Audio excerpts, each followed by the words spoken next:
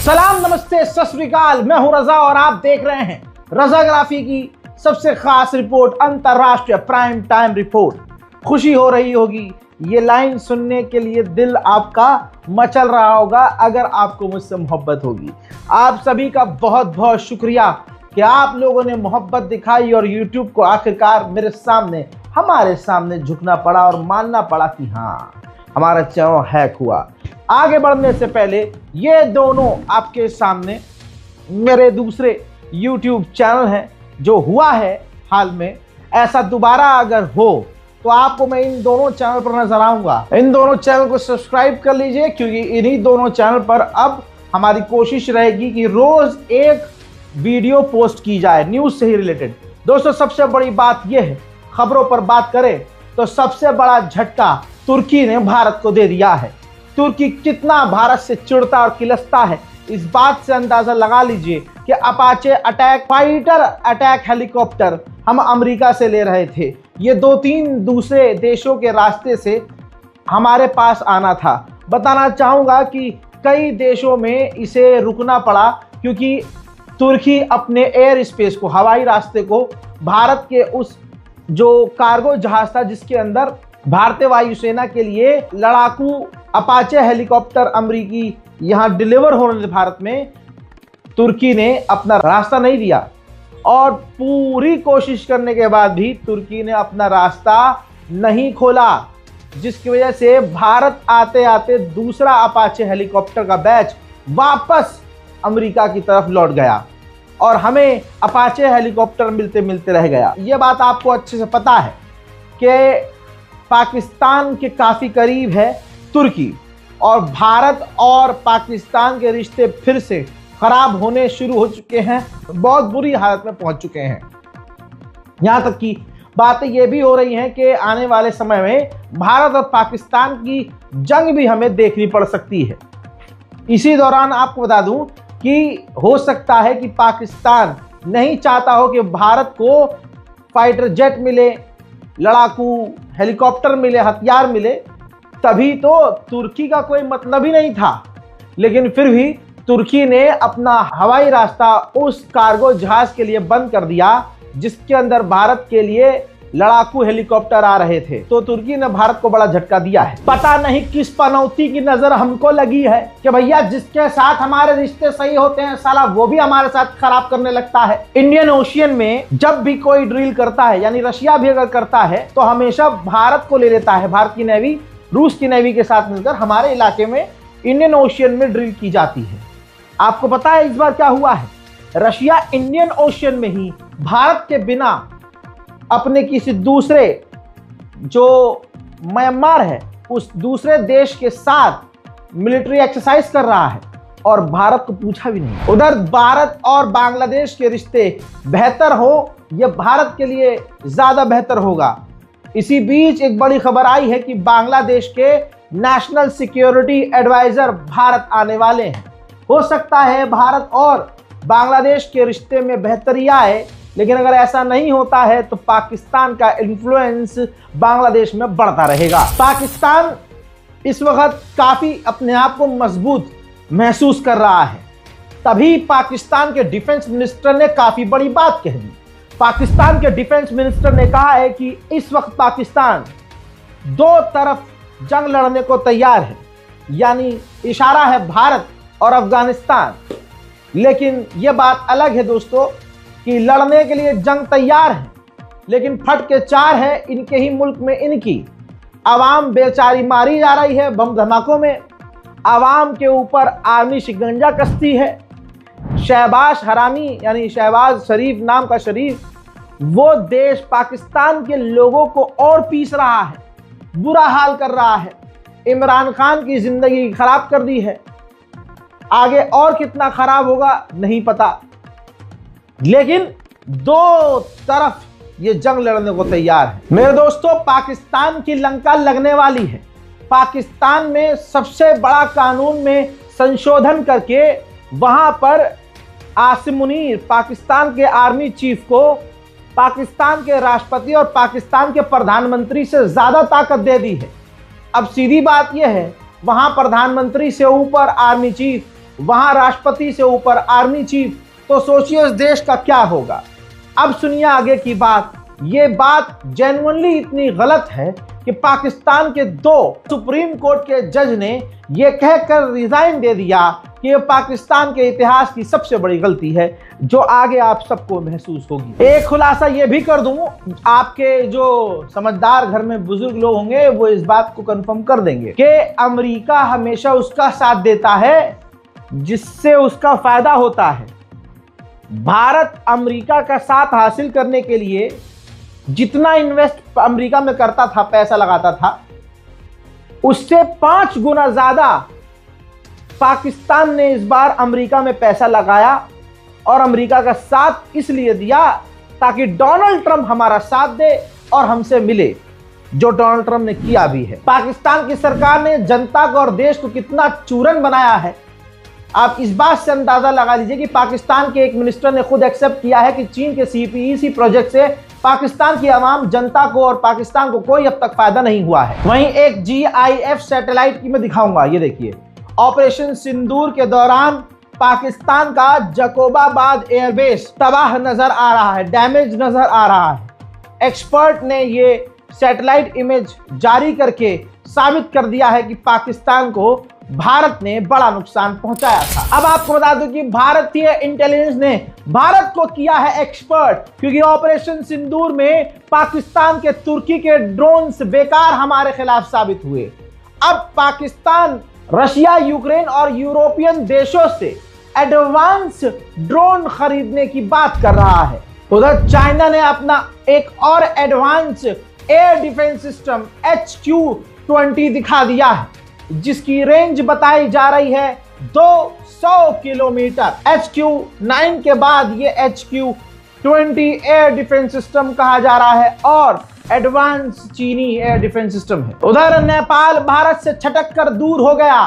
सवाल यह है कि हिंदू राष्ट्र बाबा एक निकला हुआ है फर्जी, जो कहता है कि आपको, जनता को कहता है कि बीमार होते हो तो गाय का गू खाओ, पेशाब पियो और उसमें ये डाल के खाओ, ठीक हो जाओगे। पद यात्रा का ड्रामा करता हुआ निकलता है, बुखार होता है तो उसे अंग्रेजी दवाइयां लेनी पड़ती हैं। वो खुद गाय का पेशाब जाकर डायरेक्ट लाइव नहीं पीता है। ड्रामे आप उसके सोचिए किस तरह से, अगर फुटेज आपके पास आ रही है तो पब्लिसिटी स्टंट कर रहा है वो। कभी शिल्पा शेट्टी जा रही है, कभी राजपाल यादव पहुंच रहा है। ये सब क्या है? ये सब मोदी जी खर्च कर रहे हैं उस पर कि भाई तू आगे चल के हो सकता है ये दूसरा योगी बन जाए। समझ रहे हैं?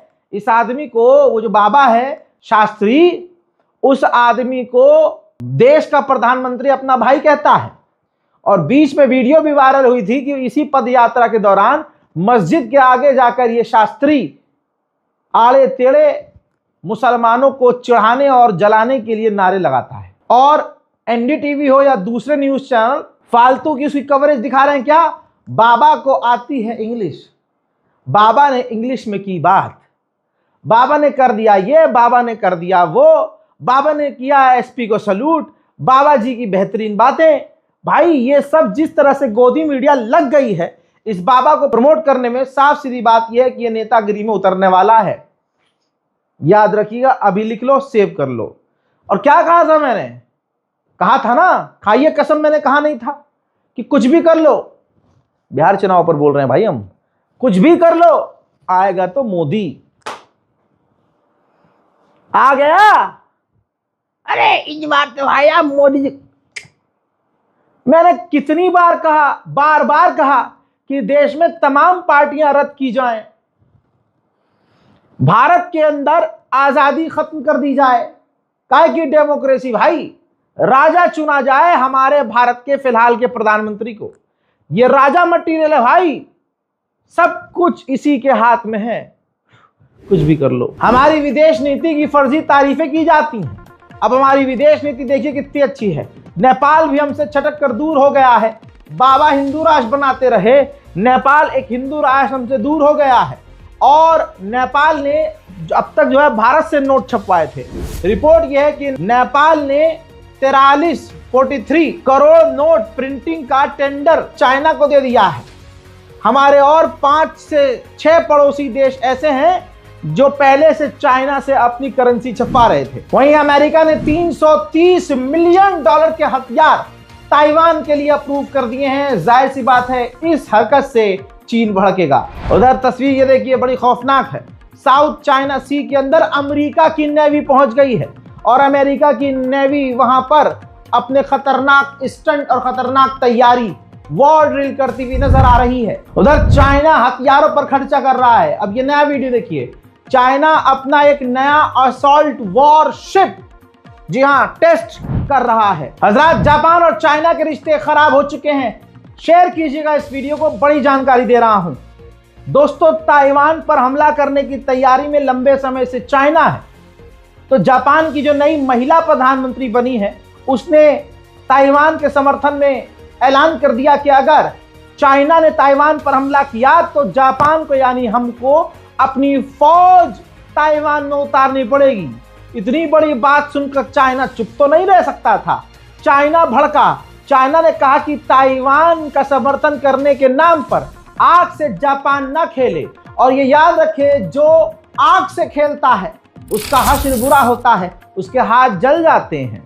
और अगर जापान ने हमारे मामले में नाक घुसाई तो हालत खराब कर देंगे और हम पूरी ताकत से हमला करेंगे, स्ट्राइक करेंगे। इसके बाद चाइना यही नहीं रुका, चाइना ने अपने लोगों को वार्न कर दिया है कि जापान ना जाए। एक मामला बताया था कि एक कार्गो जहाज जिसमें 20 तुर्की के फौजी थे, वापस अजरबैजान से तुर्की इनका जहाज आ रहा था और पता नहीं कैसे क्रैश हो गया। 20 के 20 जवान मारे गए। उन 20 नौजवानों की लाशें तुर्की पहुंची हैं और उनको खिराज अकीदत पेश की गई है, शहीदों वाला सम्मान दिया गया है। लेकिन बात अभी भी वही घूम रही है कि 20 के 20 फौजी मारे गए, एक कार्गो जहाज 2 टुकड़ों में बट गया। ऐसे कैसे? इसके पीछे कौन था? कहा जा रहा है कि ब्लैक बॉक्स तो मिल ही गया है और इन्वेस्टिगेशन शुरू हो चुकी है। अमेरिका की दादागिरी जारी है।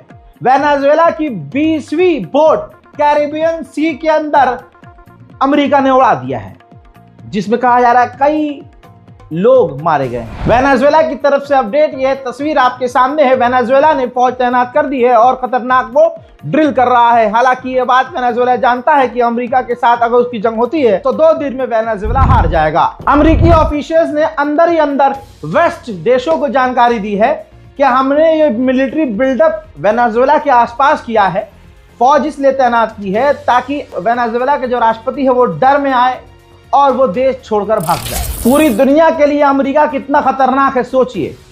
कोलंबिया पर भी अमेरिका का दबाव है कि ड्रग कार्टल्स को पकड़ के मारो वरना हम घुस के मारेंगे। तो कोलंबिया के फाइटर जेट ने, वायुसेना ने एक जगह स्ट्राइक किया, कहा कि हमने ड्रग कार्टल्स को निशाना बनाया है। लेकिन जांच से पता चला है, लोकल रिपोर्ट से पता चला है कि कोई तस्कर नहीं मारा कोलंबिया ने, बल्कि उस हमले में कई लोगों की जान गई, आम लोगों की, और 6 माइनर्स भी मारे गए हैं, छोटे छोटे बच्चे भी मारे गए हैं। उधर ये देखिए, कोलंबिया ने $4.3 बिलियन की डील की है। वो स्वीडिश फाइटर जेट लेगा यूएस के ऊपर से अपनी निर्भरता खत्म करने के लिए। हजरात, फिलहाल अंतरराष्ट्रीय प्राइम टाइम रिपोर्ट में इतना ही। एक बार फिर से आप लोगों से गुजारिश है, ये दोनों चैनल हमारे, रजाग्राफी एक्सप्रेस, रजाग्राफी सोशल, दोनों चैनल ये भी हमारे हैं।